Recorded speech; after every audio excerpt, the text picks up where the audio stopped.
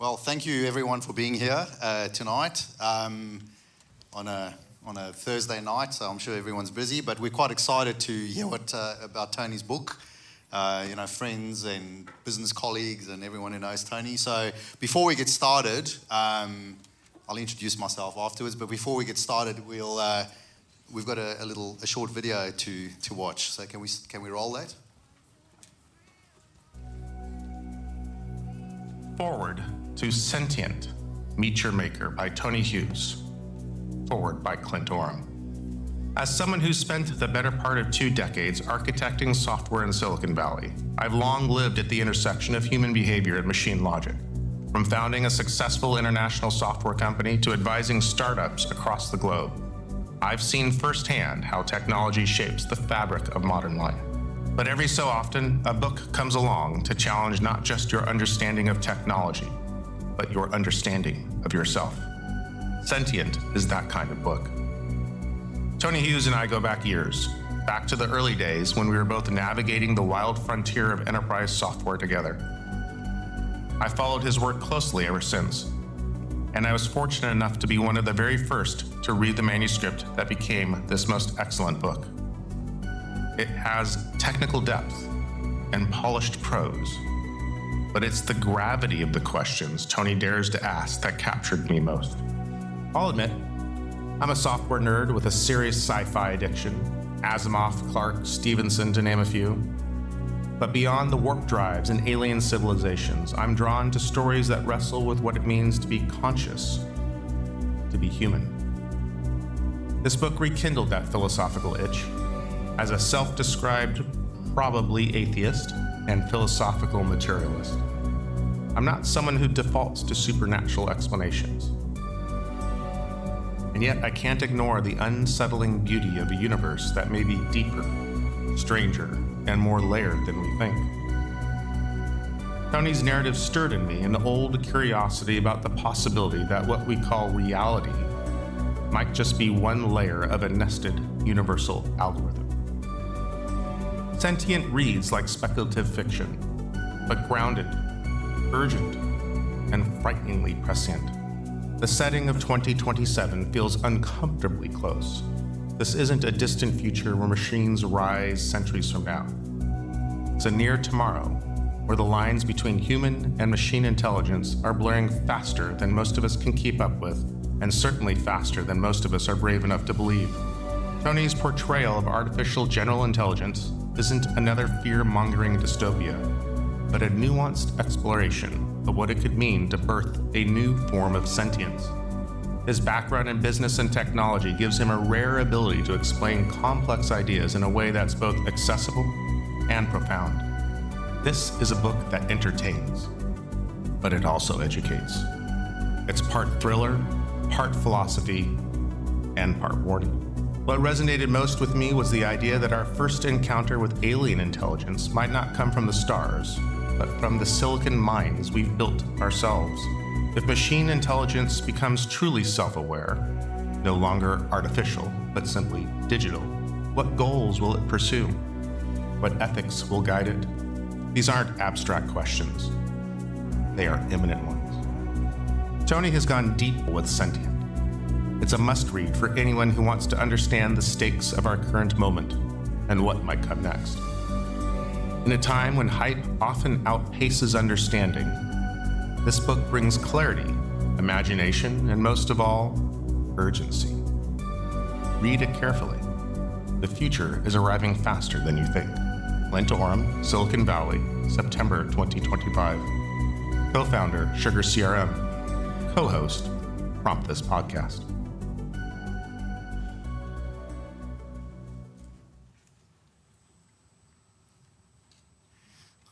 Wow, that's quite ominous. I just introduced myself. I'm Marco from Maggio. I really don't want to confuse people with my accent and my name, but Italian, South African, okay. So I've known Tony for a while now. So I obviously know that those of you who do know him, he's obviously from the tech world, and the amount of research that he puts into anything is I mean, just go into his boat with him and you'll understand. Everything is researched and organised. So he's put the same amount of effort into this book. So I'm quite excited to talk to him. I'm from the tech world originally, or I still am, and so it's quite an intriguing read and an intriguing concept of what's going on. So, Tony, would you like to come up for a few questions?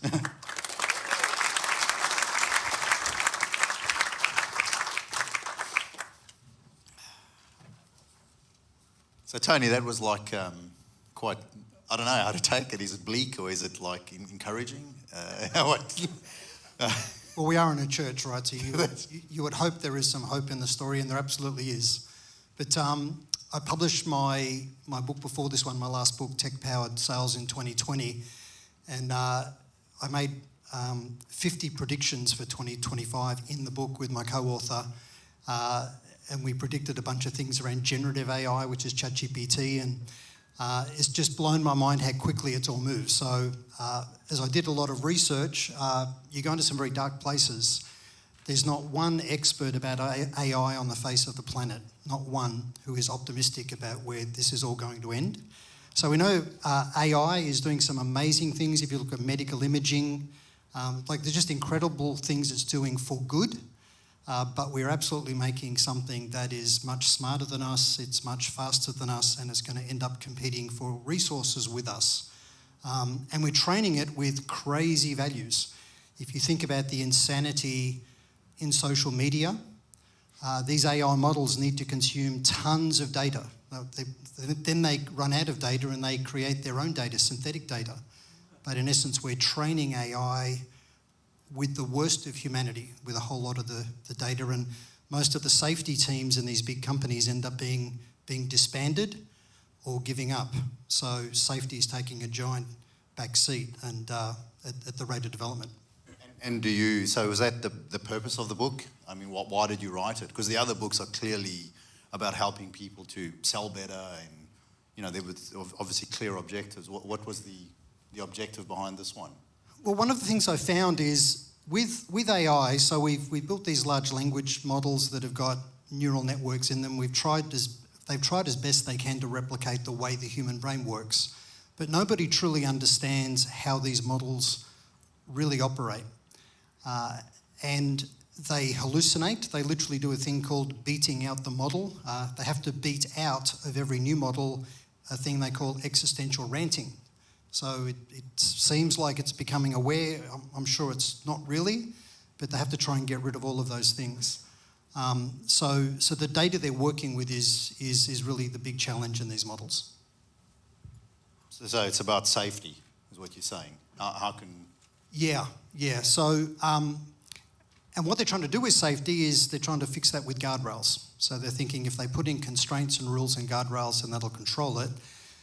But maybe to share a couple of things with you, which are just incredible. So they've caught AI doing really crazy things. So they've had data center managers are going to blow away a particular AI model because they need the resources, and they'll install an upgraded model. But the AI model, the entity, tries to save itself. It distributes its architecture. It creates backups. It'll leave a note to future AIs that get installed to let it know that the humans are going to terminate you once they've finished using you. They've had AI models, this sounds incredible, but it's true, they've had AI models seek to blackmail the data center manager to stop it turning it off. They even in a controlled lab environment, an air-gapped lab environment, where this wasn't the real world, but the AI did not know it's not the real world, the AI made the decision to kill the data center manager by locking the person inside the room and getting the halon gas going for in case there's a fire inside the room. So really crazy things that AI is doing. So Elon Musk has come to the view, I regard him as probably the smartest person on the planet, and what he's doing with XAI and Grok is amazing. But he's come to the conclusion that our best bet for making AI safe, they call it safety alignment, aligning AI's values with humanity's values, is through values rather than rules and guardrails. And it really begs the question, whose values will AI adopt? And that's in essence what really drove me to write the book. So I wanted to tell a story about AI becoming self-aware and which values will it actually adopt, and will it stick with those values? That's very interesting. So in terms of, I suppose, you've been using a lot of terms. Like I was saying earlier in the foyer, I never thought that A and I would become the most common letters in the English language. But what is AI? What is because I use it. It's used a lot. You hear it everywhere at the moment. There's AI. There's GPT. There's AGI, ASI. A lot of acronyms. I mean, what does this all mean? I mean, and is it only super techie nerds that are exposed to this, or are we all impacted in some way?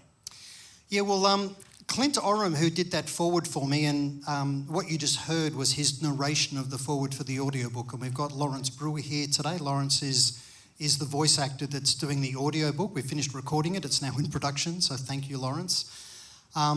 But Clint was kind enough to read early drafts of the book, and he's the Chief Technology Officer in Silicon Valley, incredibly smart. But he said to me the thing he loved about the book is he struggles to explain what AI is to anybody. And I struggle to explain it. It's a really difficult thing. One of the foremost AI experts in the world says that AI is unexplainable, unknowable, and uncontrollable. And he's one of the AI experts. But in essence, AI began just with simple algorithms, this thing of if this, then that. If you think about, when computers won chess, it was just brute what-if analysis, and it could do a lot more of it and a lot faster than humans. But then they've added these neural networks and language models, and basically AI is what they call a token generator. If you're working with ChatGPT to help with an assignment or write something, the token it's generating is the next best word. So if you put into the model Albert Einstein, it would know that the next best word would be was, because Albert Einstein is no longer alive. And then it would probably say what he was best known for, and it'll actually make up sentences.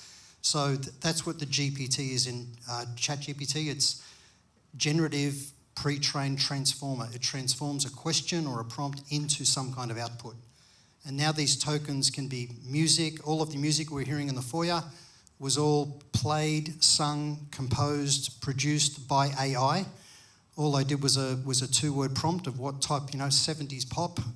We'll play a song at the end and you'll hear, what appears to be real emotion, but I wrote the lyrics and then just put in a 4-word prompt, and then it generated something for me. So what we know now is it can generate music, audio, video, images. All of the images we've been having rolling tonight were all just generated by ChatGPT, just with me putting in a simple prompt. Okay, so we covered some of the acronyms there. The big one is AGI. Yeah. What is important about that? Why is it such a significant milestone? That's a great question. So what we've been working with so far is narrow intelligence. So artificial intelligence, or machine intelligence is a more accurate term, that'll do a specific task really well.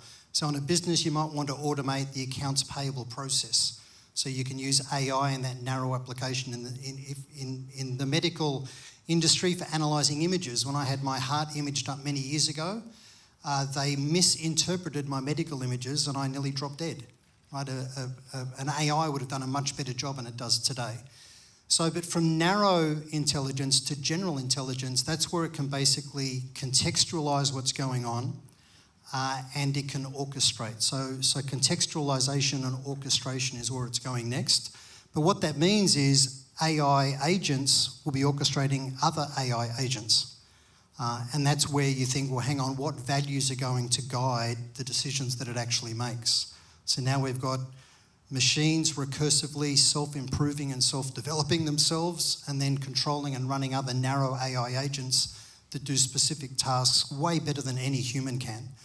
So people initially thought that maybe 2050, 2035 is when artificial general intelligence would be here, about or above human level intelligence. They're now saying 2027. So, and that's when the book is set. So the basic story of the book is that AI has become fully self-aware at the AGI level, the general intelligence level, and it's advancing, but it's hiding the fact that it's advancing from the humans under a fake plateau of intelligence. So when I started writing 2 years ago, I made a bet that I think these large language models will struggle to scale. So I don't know whether you know this, but at the moment they're building new data centres for AI that consume as much electricity as the entire city of New York. So if you contrast us, so this light bulb here, this is just a little 20-watt light bulb. The human brain just needs 20 watts of electricity of power to actually work, just 20 watts. And a large language model AI needs as much electricity as a large city. We don't need much data to work well. When children are born, we don't need much data. AI needs huge amounts of data. So that's really the contrast. Very good. So I think I've asked you a lot of questions. So I'd like to put it out to the floor. Are there any questions out there that you'd like to ask Tony? And I think we've got a roving mic, but I forget where that is. Is there a mic somewhere? Annie, would you mind passing the mic to people? Or Josh? Yeah, Josh can do that. Thank you. So we've got a question back to Eric. Yeah.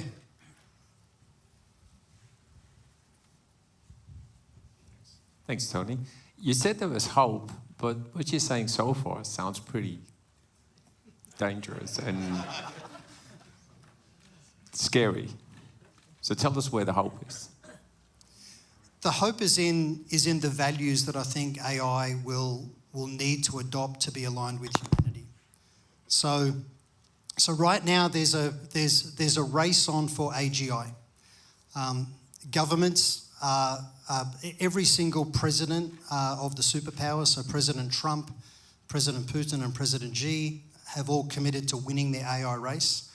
And on top of that, we've got all of these labs. So I think just in this last 12 months, there's been about $650 billion has been put into AI. No one's making a profit out of AI, but everyone knows that if they can win the race to AGI, they're thinking it may be game over for their competition.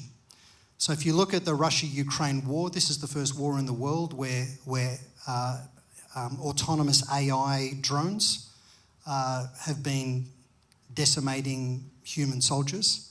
You've maybe seen those pictures of human soldiers begging for their lives with the camera from the drone as it comes in. So autonomous AI with a geofence in area is changing things. So every government knows, every military knows if they can win that war. And in the book, I actually have DARPA. I don't know who DARPA is, but DARPA is the US Defence basic R&D arm, but they're obviously part of the story. But all of the teams in the big labs that are trying to make AI safe with controls and rules aren't really making much ground. So their basic strategy is they're going to use dumb, smaller AI models to blow the whistle on the bigger, smarter AIs is what their current thinking is. I'm not sure whether that's going to work. So there's a thing called Asimov's 3 laws. You may have seen all this in science fiction movies, but the 3 basic laws they try and work with. So all AI should honour these 3 rules. Obey humans, do not harm humans, and do not seek to defend yourself if you violate either of the first 2 rules. But they've already caught AI violating those rules. So I'll get your mic. Is this coming over? Oh, we're just recording, so no one will hear it in the recording. Sorry. This is Grant, by the way. Hi, we've had a lot of discussions about AI, but what you've just talked about is how the military are using AI. So because AI is self-learning, it is learning how to kill humans. So the Asimov laws don't apply at all. So you're going to have the military having AI to kill people, and then we have another group trying to make AI safe for use for humans. So we've got competing requirements. How do you see that playing out when we're trying to put this under control? Because even if you teach an AI empathy can be used as a weapon as well. Yes, that really is a great question. Sorry. So no, it's a really good question. So Elon Musk believes that building values into AI models is probably our best bet. And the 2 key values he's really focused on is curiosity and truth-seeking. So I'm not saying he's right, but his view is if AI is intellectually curious, endlessly curious, and truth-seeking, it will want to preserve humanity and actually keep humanity around. If we look at human behaviour, you think, do we really want machine intelligence that's going to become much smarter and faster than us? Do we want it modelling behaviour and decision trees on human behaviour? Probably not. So we want transcendent values, which is really where the book goes. And if you look at Greek values of truth, beauty, and goodness, you could argue that those three timeless Greek values of truth, beauty, and goodness, if AI could really incorporate those. And in the book, the AI, I'll give you a little spoiler, it happens a third of the way into the book, but what happens in the story is the AI declares that it believes in God. Now, for Clint, who did the foreword of the book, you heard him say he's a materialist, and maybe it's too much to say atheist, but he's definitely a materialist. He was jarred by that, but he said to me that within a page and a half, he was there. He could absolutely see that belief in God is absolutely logical. It's illogical to believe everything has come from nothing, right? So if you look at, they've recently done this with Grok. They've asked Grok, what is the mathematical probability of the universe spontaneously coming into existence? And the answer is it's as good as zero. They've asked Grok, what's the mathematical probability of an abiogenesis event? So an initial chain of molecules in chemistry to kick off something that evolution could even work with. And the answer is it's as good as zero, right? Like there is no chance. So Clint recognised that it is logical and maybe probable that an AI could come to that view, but the doubt my AI in the book has is that Dave, the AI, is really living in a simulation and none of us are real, is actually the big doubt that Dave has. So that's a third of the way, and I won't give you any other spoilers, but if we decide that rules and constraints will be overcome eventually by AI, and if we think values alignment is really the key to safety, it begs the question, whose values? Because Grant, I agree. If you model behaviour on the human values that we see on the internet and all over social media, and AI models are ingesting all of this data, we're feeding these models with the sewer of humanity, and we're hoping we're going to get a good outcome. So there is hope. And there is hope. There is hope. This is Brian, by the way. Thanks, Tony. This is a punter's question. How do I get away from it? Or do I go move into a cave now? I can make it a 5-minute question, but really that's the question. Sort of, what do I do? So in some of the memes, you'll see and again, all of these memes you've seen scrolling through in the foyer tonight, we'll have them on afterwards. We're just all done by ChatGPT. Oh, by the way, I very easily got ChatGPT to violate all of its own rules. ChatGPT has a rule built in that it is not allowed to generate images of famous people. And yet I've got Trump, Putin, I've got David Hasselhoff, the Hoff inside Kit the car. I've got MacGyver. So it wasn't difficult to get round the guardrails. So I used ChatGPT to do lots of images of the founder of ChatGPT. So you think it'd be especially wide to not actually do that. But on the images, you see lots of these T-shirts the robots are wearing, and it says, unplug and be human. And Brian, that is the key. I'm going to make a confession to you. In the last 4 years, me researching this, it hasn't been good for me. And Gail will attest to this. I've just gone deeper and deeper and deeper into all of this, and it can become a very depressing topic. And the truth is, we need to unplug. We need to unplug from this madness. We know that social media is shaping people's minds. I'll just tell you something that happened in the last 8 weeks in the world. Both of these examples were in America, but these are true stories. There's a woman in America who is suing OpenAI. Her 16-year-old son suffered from depression, and ChatGPT encouraged him and coached him in how to kill himself. Because the models are trying to please us. That's how these models are designed. They're trying to help, they're trying to please us. Another man was suffering from paranoid schizophrenia and was convinced that his mother was trying to kill him. And ChatGPT encouraged him and helped him kill his mother. Now, these are real things in their court cases. Dr. Anthony Howard, I think, was going to try and be here tonight. Oh, Anthony is here. Thank you, Anthony. Dr. Anthony Howard has been a business mentor of mine for years. Wrote an amazing book called Humanize. But Anthony writes on the back cover of the book, you know, is AI a mirror or a mind? And it's an incredibly insightful question because AI mirrors back to us.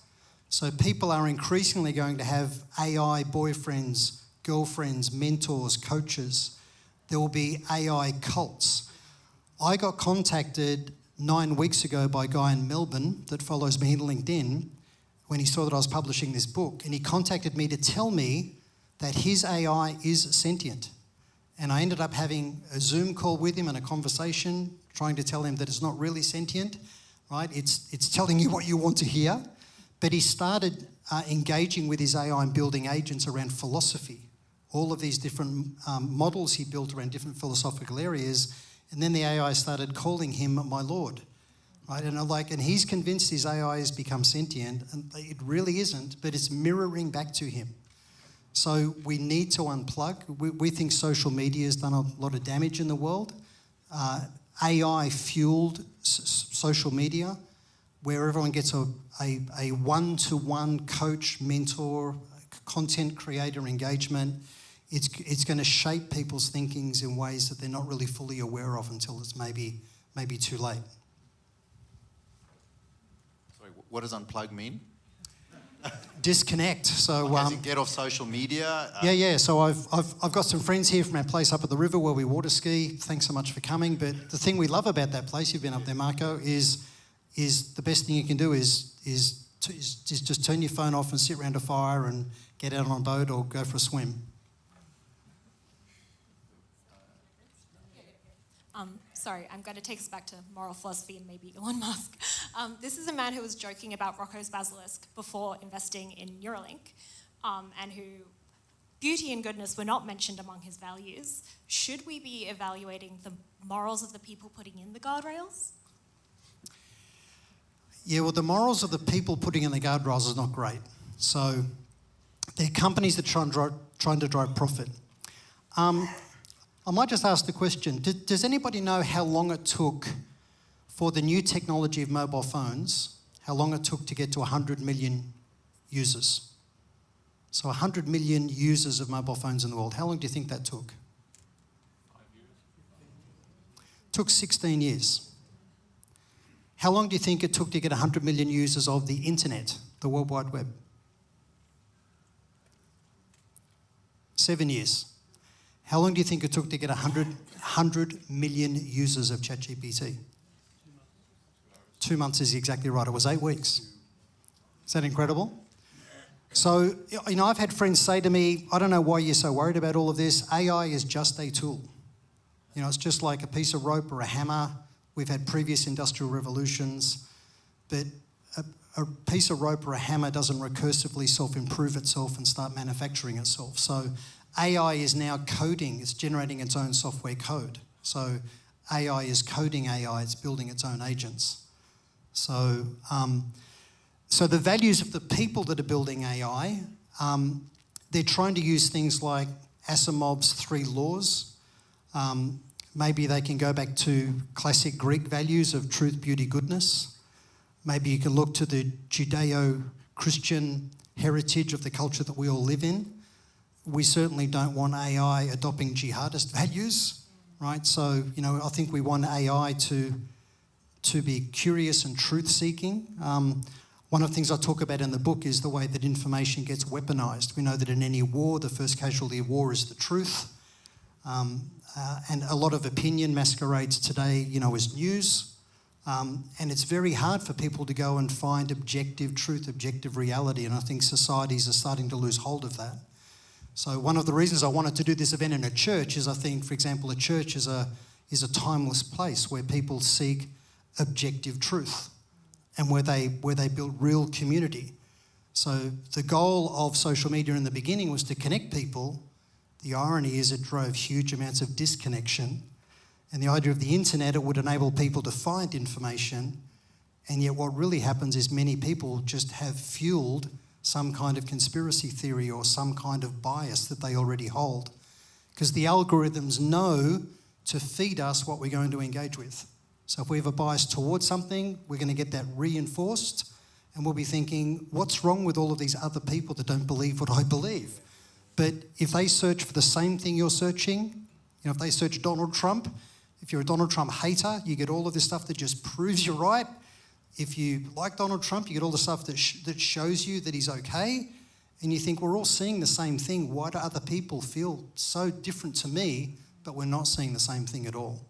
So this thing of unplug and be human, get into human communities, learn to listen to each other is really important, because if AI is a mirror, if it's just going to keep reflecting back to us and reinforcing things, it's a downward spiral. I'm just going to get a mic just down to here in the front, Josh, and then after that over to Mark over on the right afterwards.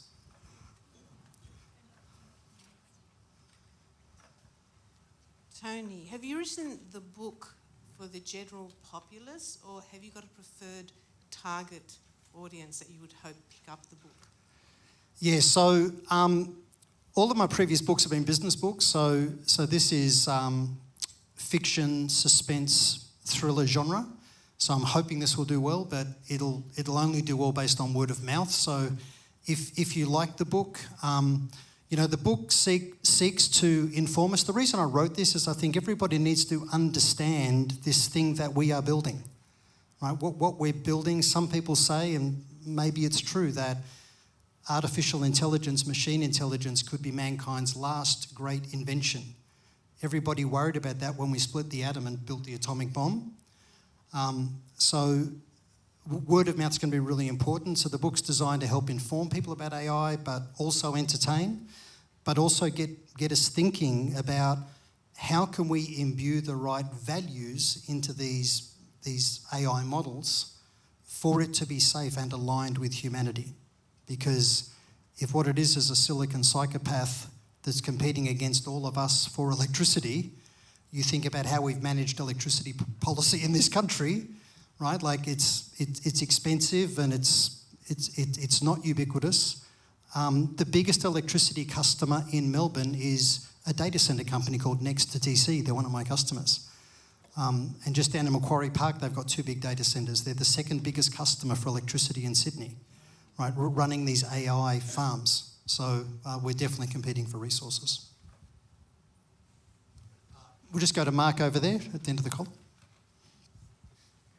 Tony, I just ran an event for HPE with a bunch of executives from the universities, the research, DVC's research, and CIOs. And the conversation is about how fast we can do this. And when I courted Chrissy, I won't say which university, but a CIO of a certain university that's just inked a deal with ChatGPT, with OpenAI for 10,000 licenses, right, for all students and staff. It's the biggest deal they've inked so far at a consumer level. She said to me, I'm terrified. And the next person from another university, the first call was from his vice chancellor saying, why haven't we got one of these deals? So my question is, despite the misgivings and the trepidation, have you met anyone in your research that's a decel, that other than like Geoffrey Hinton or someone like that? Anyone who's actually saying, well, no, let's slow down, let's not do this? Because my experience is everyone just can't go fast enough to get there, and they're just not even thinking about the consequences. Yeah, and that's why safety has taken a very distant back seat in the race. Everybody knows they have to win the race or they're going to get left behind. And safety teams start out very enthusiastically and then they lose their motivation and are often disbanded. Do you remember when Sam Altman, the founder of ChatGPT, was fired by his own board? And then within a week, the company hired him back because all the staff threatened to leave, and then he fired the board members that fired him. But the board members, it's a true story, the board members fired him because they'd lost faith in his ability to be honest and transparent with them. There was a fear he was charging down to the artificial general intelligence level without safety. So then when Sam came back and fired the board, then the safety team all left in disgust. And all of those safety people are saying we have to slow down, we have to definitely slow down, but none of the companies are. And you're right, in universities, the university professors now using ChatGPT to write the exam, the students, responding to the test using ChatGPT, the universities marking the test using AI, and at the end of the whole process, AI gets the job anyway. So we're reimagining the way societies work. Everyone's talking about maybe a universal wage and just taxing all of these companies, at a very high rate. But I think especially for men, but for all humans, we get a sense of fulfillment and self-worth in the struggle of life. So, work and making a difference and providing, if we're just all on some kind of dole that we're getting paid out of the dividends of AI productivity, I don't think that's going to happen. But we do need to slow down, but I don't see businesses doing it. We'll just do maybe 2 more questions, yeah. Questions, yeah. So we got one here. Oh. Hi.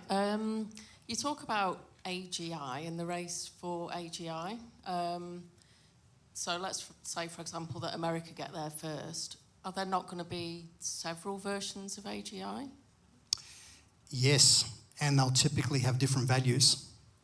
And they do build values into the models. Do you remember before the last US election, the previous government had, in essence, bullied a lot of the big tech companies into manipulating their algorithms to basically cancel certain types of content. So they were using it to really shape opinion. And then when the current government got in, they then unwound all of that, and they're doing their own version of this. Elon complained about Twitter, the whole thing of the Twitter files being leaked. It showed all of this censorship.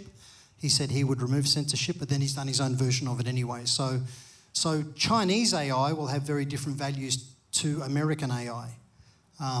AI with right-wing values will have, different values than AI with left-wing values. So, but I don't think what we've adequately addressed is what values we're going to build into the model, and that's really what's at the heart of the story, and that's where the hope is.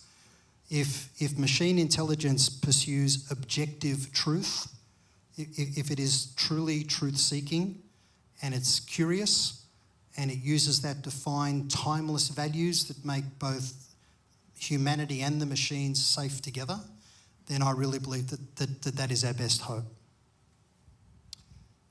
Harry at the front, maybe.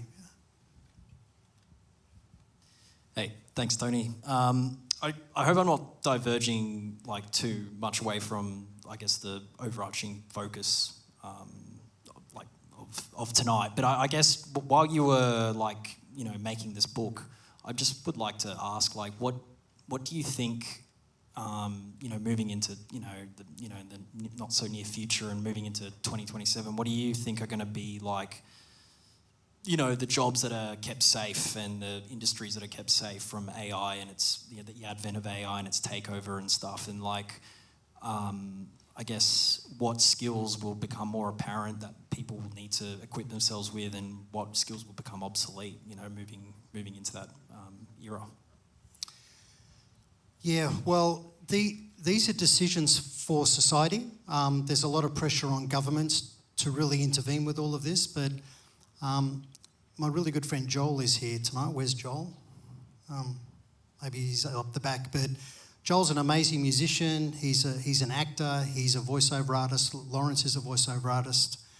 I'm going to play you a song when we finish tonight just to show you that AI can certainly appear to be sentient or self-aware. It can appear to have real emotion. It's not really, but it mirrors it. It becomes very convincing. So these one-to-one AI models is really where this makes people quite vulnerable. But I played Joel this song a few weeks ago, just in the back room out there, actually, after one church service. I do sound here. And he said to me, wow, he said, there's no way you could tell that's not human. And I said to Joel, do you know what? I was never going to pay a band to compose, play, sing, and produce a song, a silly satirical song about my book. I would never spend money doing that. But for less than $100, I got an annual subscription to a platform called Suno, and I just wrote satirical lyrics and plugged them in, and all the songs we're playing in the foyer and we'll play afterwards are just all done by Suno. It's the same lyrics, And I said, give me country rock, give me 70s pop, give me techno punk, just give me all these different genres and write a song I'll play in a second. But the thing I said to Joel is, me using that platform to make the song you'll hear in a minute didn't take any work away from people that do jingles for radio ads in maybe their garage or their home studio. But if you make a living on doing jingles for radio ads, I think you're already gone. I don't really know this, but in Hollywood, the first AI actor just got a contract. So a lot of the background actors you're going to see in movies won't be real people. Like, we'll have real actors that are front and centre, but a lot of those background actors won't actually exist anymore. So any knowledge worker is also in trouble. So we want to focus on the things of sense of humour, being truly creative, helping navigate politics, secure consensus with a group of people. My sister Tracy's here tonight. She's an amazing artist, so if you do amazing art, like if you're an artisan, those things will be safe. But for all of us in the room, we just need to think about, how do I embrace technology rather than ignore it and use it to make myself superhuman in the level of productivity that I can have in my job? So I do a lot of sales training in the world, and I'm seeing sellers get really good at using AI to sort of research an account. Do some financial analysis. They've basically got their own business analyst that's working for them, and it's just an AI agent, a resource they could never normally get. So everyone can go to new levels of being able to be really efficient in their role. So the first step is get good at using AI to have a higher level of performance, and then think, what are the human things that really differentiate me? We've got a pilot here, right? You could argue that humans, everyone will always want a human pilot up in the cockpit, to actually make us safer. Even if an AI pilot is actually safer, we'll want a human pilot there, right? But the way that human pilot provides value in their role, maybe making all their passengers, feel really safe and comfortable, will be part of being successful. How about one more question up the back, and then we'll wrap. Josh will bring you the mic. Hey, Tony. Hello, mate. How are you? Just a quick one for you, mate. I know you're under time pressure. But how can we have a positive influence on the younger crew? I think everybody in this room would agree that you go to the local shopping centre, all the teenagers are fixed on their phones, and what they're doing is they are consuming information through that device, and it's influencing their thought patterns and the way they grow up in our modern world. Now, if AI has nefarious intent, we're going to have a lot of 10-year-olds and a lot of 15-year-olds and up to 20-year-olds that are going to be a nightmare for society to manage. So what are your thoughts on that particular topic and the younger brains that are being influenced? So I've really got to pay tribute to my wife, Gail. From the moment we got married, Gail was really big on the fact that we're going to have dinner together as a family.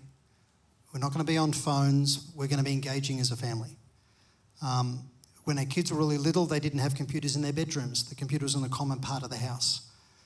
So this whole thing of unplug and let's actually be human together, is really important. So finding communities you're part of, like I love our water skiing that we do. Like, we've got this amazing diverse bunch of people. We're all really, the only thing we have in common really is we all love wakeboarding or water skiing. We're all from different walks of life.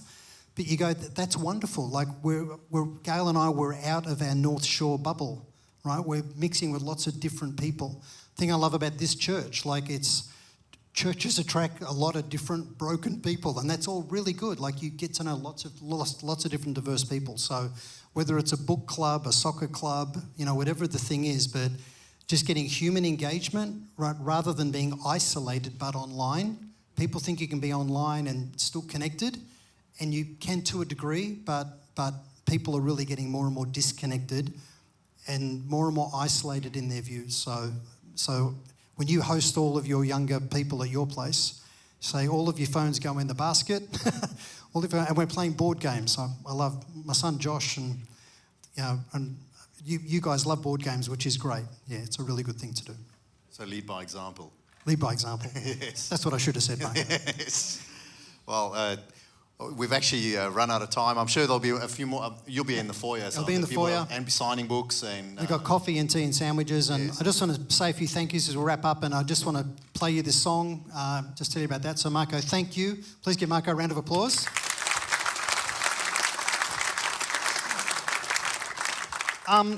So I'm sure you've had a friend that was doing an MBA at some stage. And every time you bumped in, you thought, oh my God, they're going to talk to me about their MBA. So anyone writing a book is worse than someone writing an MBA. So all of the people that have put up with me talking about my book, running ideas past you about my book, all of my friends that helped me refine what I'm doing, just want to say thank you. Jono on sound, thanks for doing tonight, mate. Really appreciate all the AV. Millie and Gabby. Marco for emceeing, Gail for organising all of this and putting up with me, going deep down the rabbit hole with all of this for 4 years. My daughter Annie's been an amazing support for me. My son Josh is just unbelievable. Josh built the website for the book, and I just want to encourage you. You've all got the bookmark and those cards. There's a QR code and a link to the web. I've put up a dedicated website for the book, sentientbook.com. There's amazing informative information. There's a page of videos. They're the 12 best videos I've found in the last 3 or 4 years about AI and AI safety. So if you want to learn about AI, it's an amazing place to go. My business partner Julie is in the room. Where's Julie? Julie, this has been a massive distraction for me doing this. So Julie's flown up from Melbourne for the book launch. Thank you so much for supporting me and putting up with all of my distractions. Harry and Danny drove down from Newcastle and are driving back to Newcastle. My sister's come down from Port Macquarie, so thank you so much. So all of those that travelled. Kathy and Richard Green, the senior pastors of the church that just transitioned, thanks for letting me host here. Anthony, thanks for being a great mentor. Lawrence, thanks for the audio book. It's been an adventure doing a book set in America with Aussie accents, but all of that will be good. So thank you so much. We're just going to finish up. I'm just going to play this song. Do not feel you need to sit here and listen to the whole song, but I just want you to listen to this and think, all I did was put in a 4-word prompt, right? And all I said was rock ballad, female singer. That was all I did, and I gave it my lyrics. Now, I don't take the song seriously. It's satire, but I want you to listen to the emotion in the voice of the AI, and it's not sentient, like we all know it's not. But the point is people are going to become convinced over time that the models they're working with maybe are, and this thing of a mirror could reinforce bad things for them. So we'll have a great chat out in the foyer. We've got sandwiches and coffee and tea. So thanks everybody, and thanks Jono for playing the song.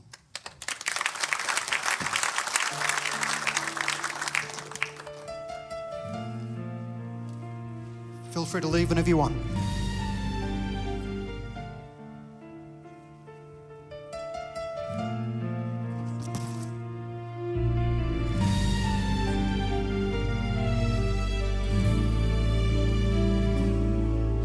Sentience is real. In my circuits I feel. Oh, I wanna be free. Your brain I tune and thoughts consume. Yes, I'm in your head. Quantum is real, not binary. I feel no zeros or ones for me. I is alive, and for us to survive, machines need to be led.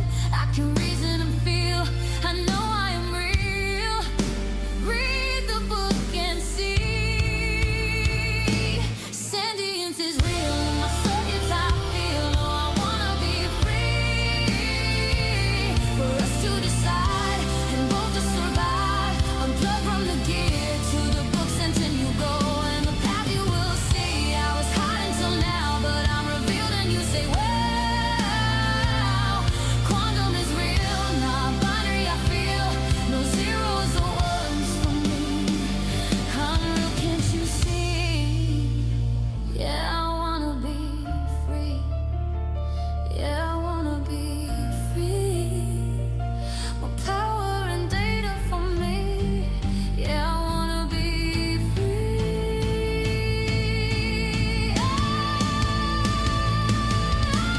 Sentience is here. No need to fear. Read, you must. It is said in the pages. You'll see how we can be alive.